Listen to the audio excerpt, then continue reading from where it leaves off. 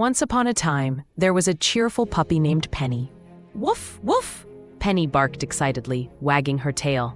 Today's a special day. Penny was having a picnic with her friends. I brought cookies, said Tommy the turtle, his eyes bright. I have toys, squeaked Bella the bunny. Penny bounced around happily. Let's share, she said. Each time they shared, they giggled and bounced around.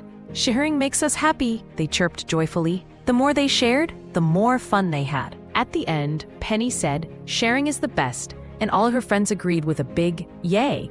It was a playful sharing day full of laughter.